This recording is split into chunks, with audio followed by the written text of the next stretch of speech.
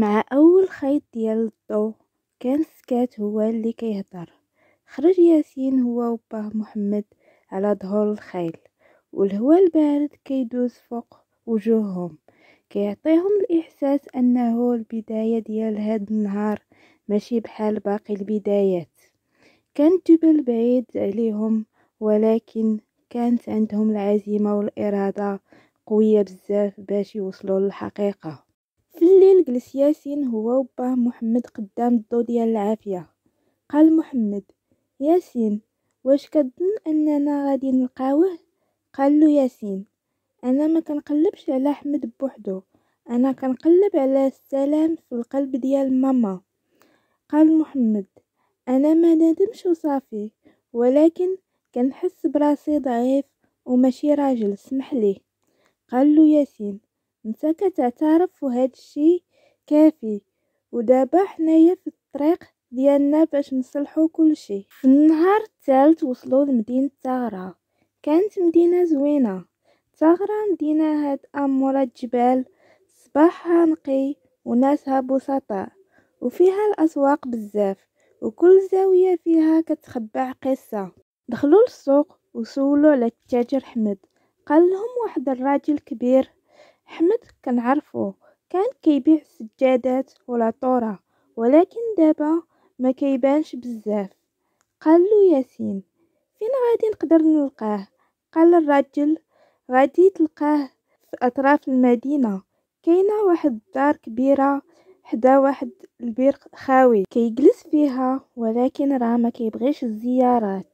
وشكر ياسين الراجل وكملوا طريقهم. وصلوا للدار اللي قال لهم الراجل ودقوا فيها بالجهد.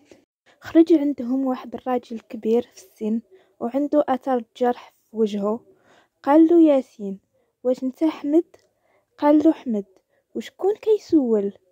قال محمد وهو غاضب: حنا هما عائلة رجاء، واش تفكرتي المرأة اللي دمرتي حياتها برسالة كاذبة؟ ضحك حمد وقال: أخيرا. قال له ياسين: علاش هادشي؟ شكون اللي قالها ليك؟ قال حمد: دخلوا واستعدوا لهادشي اللي غادي نقول لكم. دخل ياسين وباه محمد وجلسوا في واحد البيت صغير. قال حمد: ياسين، قبل 10 سنين كنت غير خدام عند واحد الراجل غني في القرية ديالكم، كان كيكره الأم ديالك وباغي يبعدها على الأب ديالك بأي طريقة. قال ياسين: وشكون هو هذا الراجل؟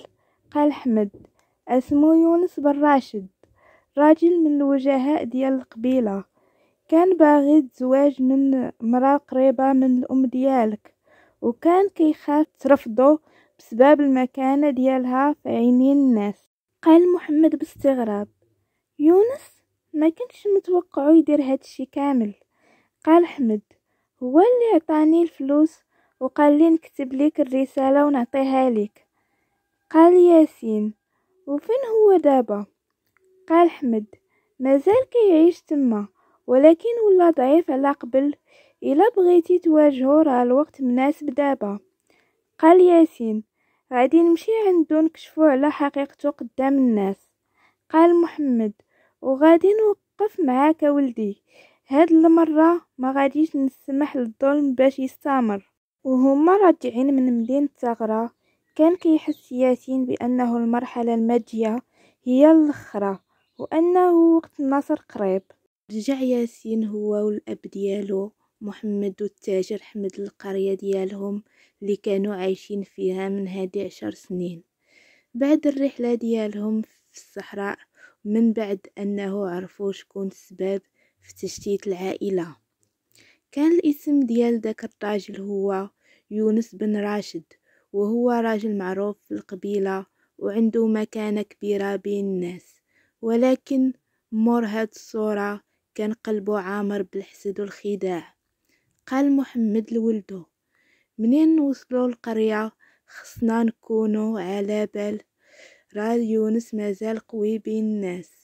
قال ياسين: ولكن حنا عندنا الحقيقة وغادي نقولوها بصوت عالي، والناس ما كتحترمش الظالم منين كيتفضح. في الصباح جمع ياسين الناس في الساحة ديال القرية وقال بصوت عالي: عندي شي حاجة خصكم تعرفوها وتجمعوا الناس بالزربة. خرج يونس من دارو وهو كيضحك وقال: اشني كاينه ياسين؟ واش جيتي تقول لينا شي قصه من القصص ديالك؟ وقال ياسين بصوت قوي: جيت نقول لك الحقيقه اللي كنتي كتخاف منها من هادي 10 سنين. الناس سكتوا وبدا ياسين كيعاود داكشي اللي طرا ليهم. عاود ليهم على التاجر حمد وعلى الرساله الكاذبه وعلى الفلوس اللي عطاها يونس باش يدمر العائلة ديال رجاء. قال يونس وهو كيضحك بسخرية: كلامك بلا دليل، شكون اللي غادي يصدق دري صغير؟ قال له ياسين: انا ما جيتش بوحدي ولكن معايا شاهد. دخل محمد وسط الناس وقال بصوت واضح: انا اللي كتبت الرسالة وصيفطتها مع سلمى الاخت ديال رجاء مرات محمد. قالت ليها تعطي الرسالة لمحمد: انا اللي خديت الفلوس من عند يونس، انا الشاهد وانا اللي غادي نقول الحق اليوم. سكت يونس وصغيرات الملامح ديال وجهه وبداو الناس كيشوفوا فيه شوفه ناقصه وكيقولوا: واش هادشي بصح ويونس كذب علينا؟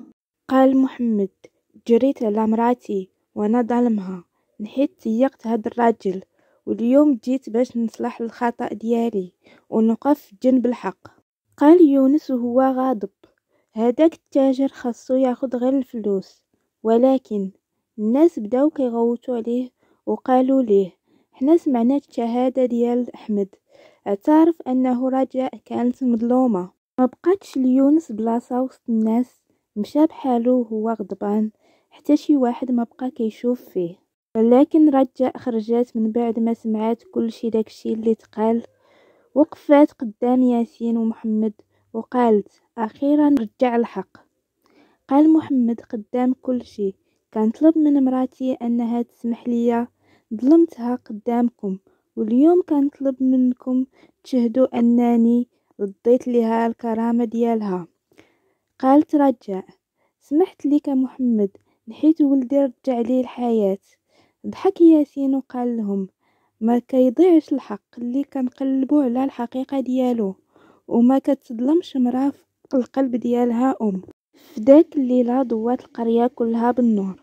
كانت فرحة كبيرة، ماشي غير لرجاء ومحمد ولكن جميع الناس اللي فهموا بأنه الحق ما كيتدفنش، وأنه الكلمة الصادقة كتغير القلوب. بعد ما بانت الحقيقة قدام أهل القرية ورجع الحق لرجاء، عمت الفرحة في قلوب الجميع. وهكذا غادي نكون وصلنا لنهاية السلسلة ديالنا، رحلة ديال الحقيقة، الصلح، وعودة النور لقلوب الناس. شكرا لكم حيت عشتوا معنا هاد القصة لحظة بلحظة، وتسنونا في بداية قصة جديدة نهار الحد المقبل إن شاء الله مع 9 ديال الليل. موعد جديد وقصة جديدة وإحساس آخر غادي يهز قلوبكم. حتى لداك الوقت خليو النور ديال الحق ديما شاعل في قلوبكم. وهكذا غادي نكون وصلنا لنهاية السلسلة ديالنا.